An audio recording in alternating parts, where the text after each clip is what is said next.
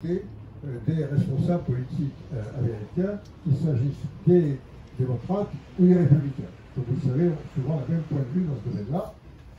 Il y a un certain nombre, il faut le savoir, je n'ai pas le temps d'en parler ce soir, de stratèges et géopolitologues américains qui ne sont pas du tout sur cette ligne. Mais ils ont très peu accès aux médias, très peu accès à l'édition, mais on peut les trouver sur le web. En tout cas, la pensée dominante est celle-là. Alors, quand vous avez ça en tête, vous comprenez assez bien ce qui va se passer par la suite. La suite, c'est cette idée, vous voyez, que l'Ukraine est un bélier, susceptible de disloquer un coin enfoncé dans la Russie. Et vous voyez comment donc évolue, dans la ligne définie par Friedman, l'OTAN. Vous voyez la situation en 1990, la situation en 2009, malgré les promesses qui ont été faites par James Baker à Helsinki, qui sont contrairement à ce qu'on dit, documentées.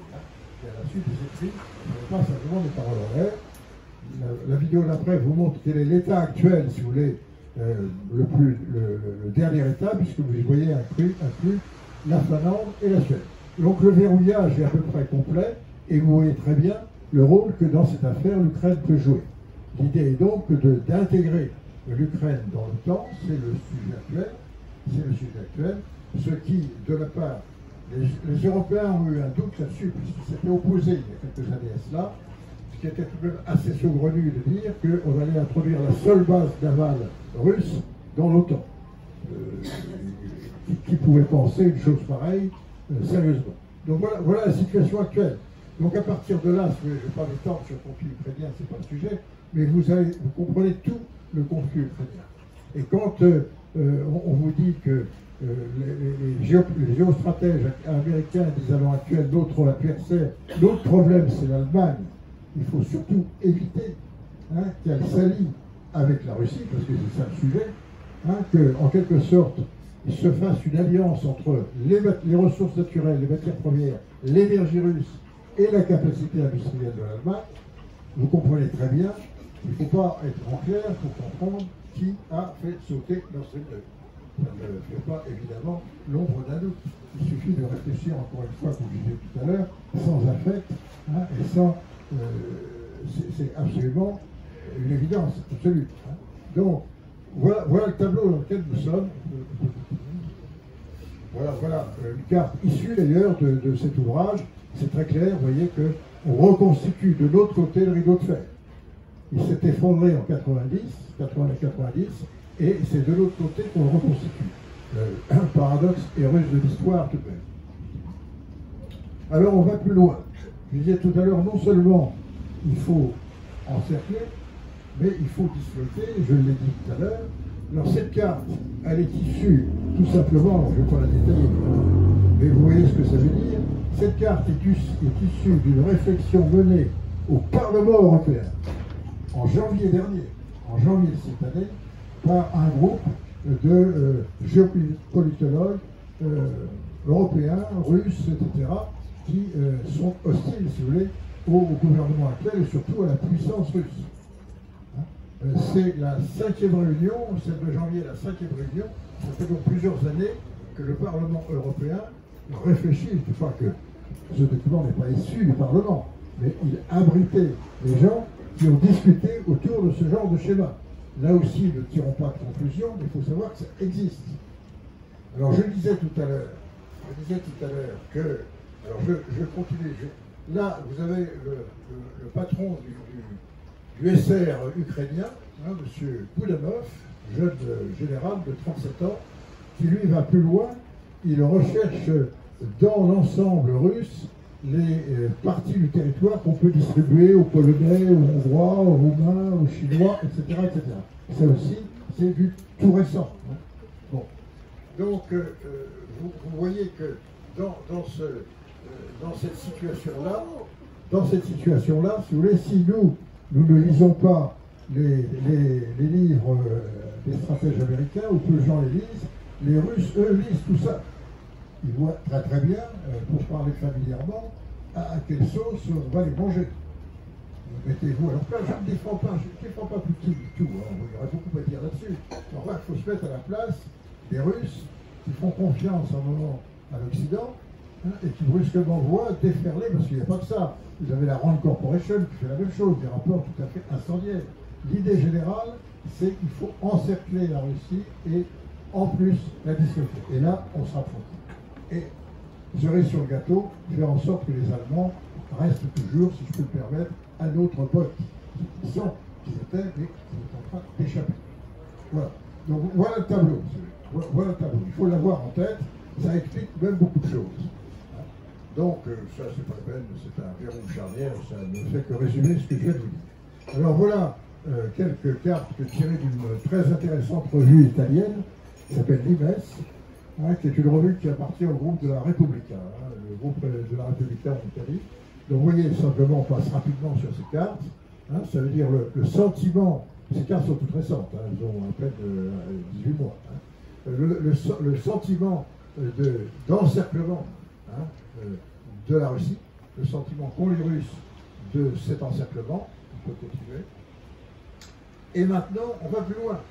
C'est-à-dire que depuis la théorie du pivot vers l'Asie développée par Obama, non seulement on ne se contente pas d'encercler la Russie, mais on va encercler la Chine. Et on va boucler, si vous voulez, complètement le cercle. Alors, on ne va pas parler du Nord, hein, c'est plus compliqué, mais on boucle le cercle complètement, c'est-à-dire qu'on revient, si vous vous en souvenez, au schéma de Stickman, vous voyez, ce qu'il appelle Rimland, encercle complètement l'ensemble eurasiatique.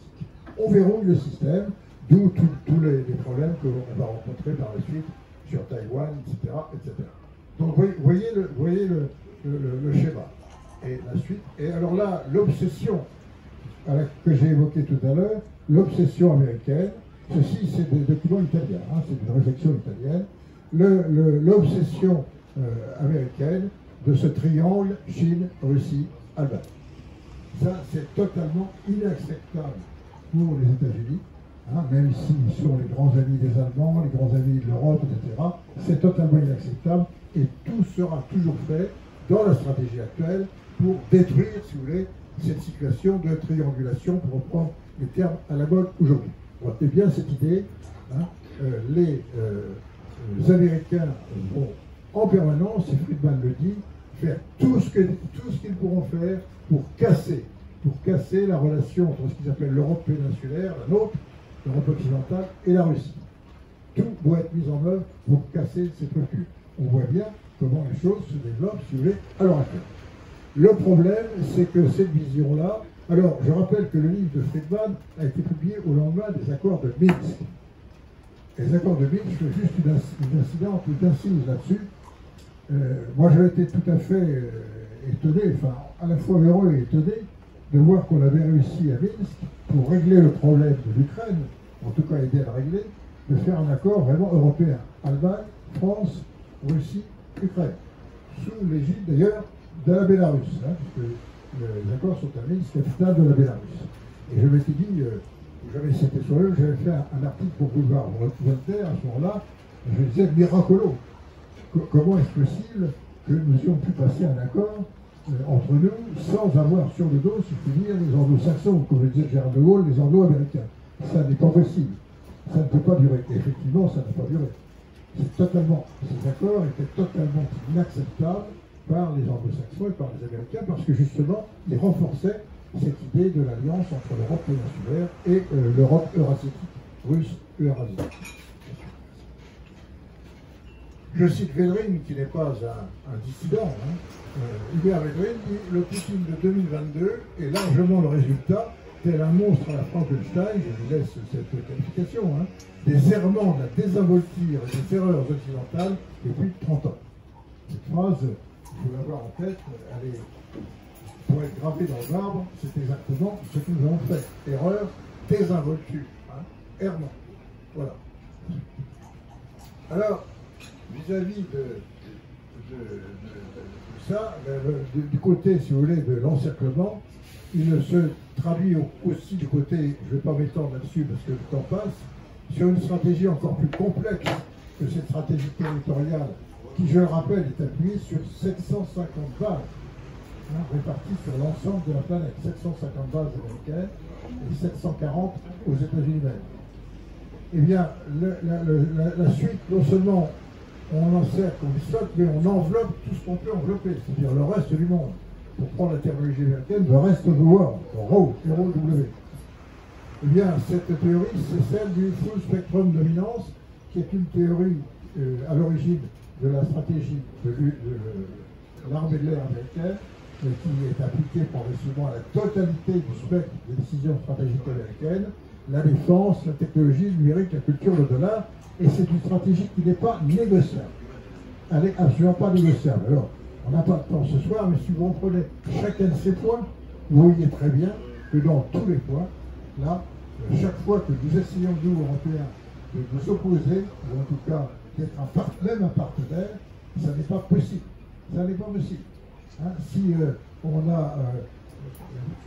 voit bien, et Jean-Louis Schwal vous l'a décrit parfaitement dans l'affaire du dollar, mais c'est vrai sur la culture, c'est vrai sur le numérique, sur la technologie, sur la défense,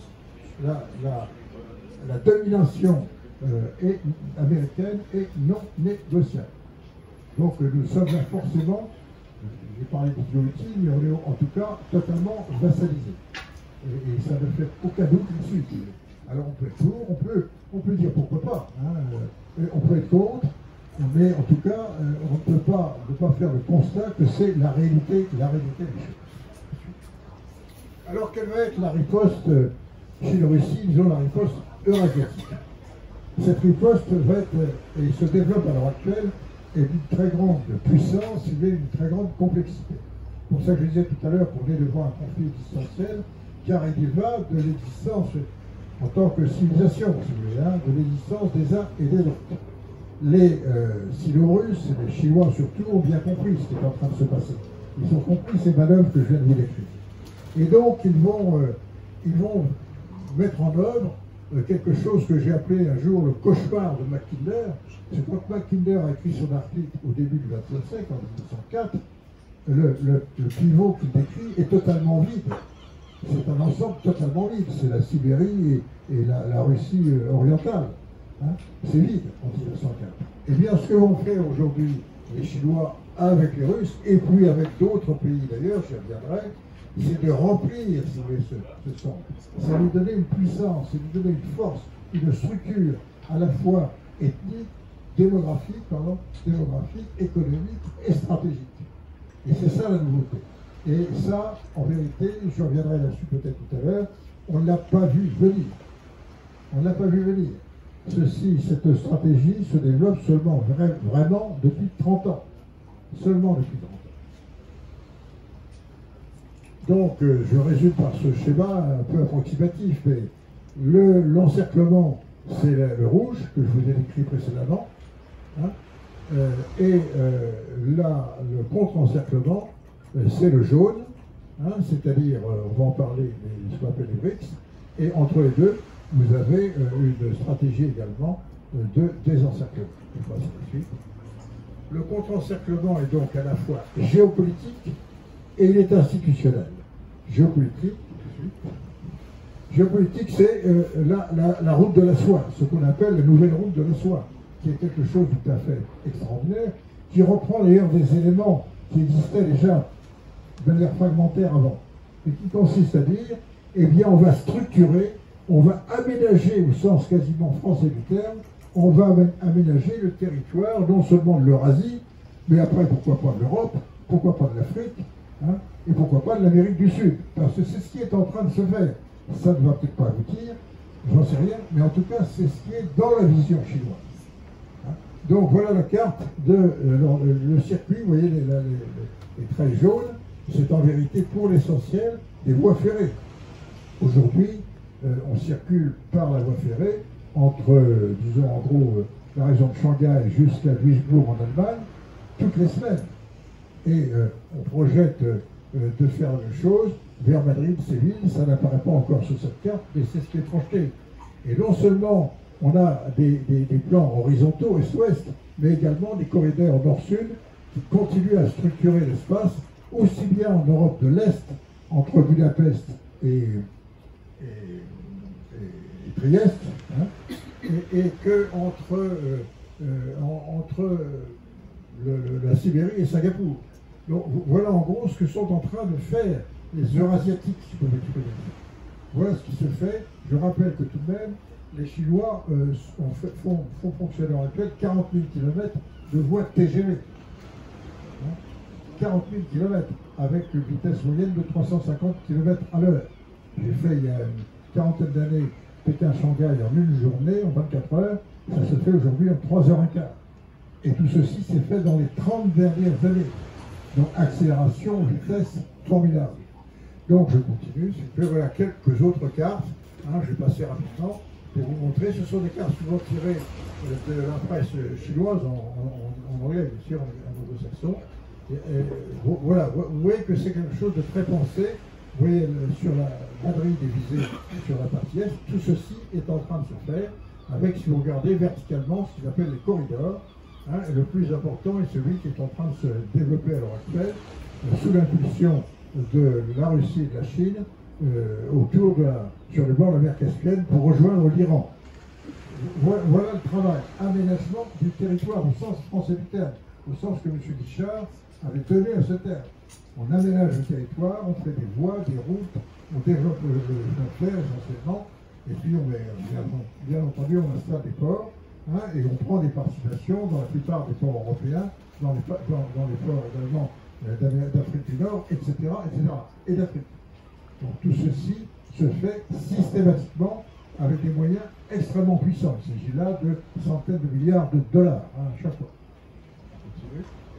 Là, cette carte est intéressante parce qu'elle montre que l'Afrique est concernée. Hein, elle est concernée. Les traits noirs que vous voyez, ce sont les chemins de fer qui sont en partenariat avec les Chinois. C'est un partenariat particulier puisqu'en vérité, les Africains sont très contents de voir ça. Ils savent qu'ils ne pourront pas payer. Ça n'a pas d'importance. Les Chinois ne s'intéressent pas à ça. Et à mesure ils ne pourront pas payer, ils mettent la main sur le réseau en termes de gage. Donc tout ceci montre bien qu'il y a une pénétration sur l'ensemble. Bon, de toute façon, je ne vais pas vous ennuyer avec toutes ces cartes. Voilà enfin tout bien le genre d'outils, si vous voulez, qui se met en place. Voilà le TGV chinois. Voilà la gare de Shanghai. En haut, vous voyez, c'est assez impressionnant. Les infrastructures que j'expliquais tout à l'heure. Mais alors, le deuxième élément, qui lui est encore plus extraordinaire, si vous voulez, et plus important pour nous, c'est qu'à côté de cette structuration physique, les voies ferrées, les voies de communication, les pipelines, etc., se met en place un ensemble institutionnel qui est composé essentiellement de trois éléments. L'organisation de coopération de Shanghai, qui regroupe tous les pays que vous voyez là indiqués, qui est une organisation politique, économique et militaire, et qui a le tour de force tout de même de mettre à son sein des gens qui ne s'aiment pas. Les Indiens et les Chinois s'aiment pas trop, mais ils sont ensemble tout de même. Les Pakistanais et les Indiens s'aiment encore moins, mais ils sont ensemble tout de même dans cette organisation. Parce que l'objectif est de contrer l'encerclement occidental. C'est de le dépasser. Et l'organisation de coopération de Shanghai, c'est le lointain écho de ce qu'on appelle jadis les non-alignés de Bandung, qui avait été initié par le président Sukarno. Mais à cette époque-là, les non-alignés de Bandung, c'était des mendiants. C'était des gens sous-développés qui venaient demander l'aide, des États-Unis, de l'Europe, du monde. Aujourd'hui, c'est l'inverse. Là, il s'agit de la moitié du PIB mondial. Et sans parler de la population. La population, c'est les 2 tiers de la population. Voilà ce qui est en train de se faire. Ensuite. Et alors, ce qui est le plus préoccupant, c'est que cette organisation, vous avez non seulement l'organisation de coopération de Shanghai, je pense que c'est passé là. Voilà. Non seulement vous avez l'organisation de coopération de Shanghai, symbolisée par l'image du milieu, c'est le signe de l'OCS, avec sur la gauche le signe des BRICS, et sur la droite celui de l'Union européenne, le Eurasiatique. C'est celle qui est dirigée par la Russie. Et les BRICS, c'est Brésil, Inde, Chine, Afrique du Sud et Russie. Ces trois ensembles sont articulés institutionnellement entre eux. Et cet ensemble, je regarde la 40 secondes, s'il vous plaît, cet ensemble est en train de se développer sur l'ensemble du monde. Vous voyez donc que le contre-encerclement que je vous décrivais tout à l'heure de manière théorique est une réalité. Est une réalité. Imaginez ce que, alors, vous avez dans cette carte des pays qui existent déjà, qui sont déjà dans les BRICS, les 5 que j'ai indiqués tout à l'heure, que ceux qui envisagent d'y entrer, l'Argentine, le Mexique, l'Algérie, l'Égypte, le Nigeria, et l'Indonésie. Vous imaginez que le jour où cette organisation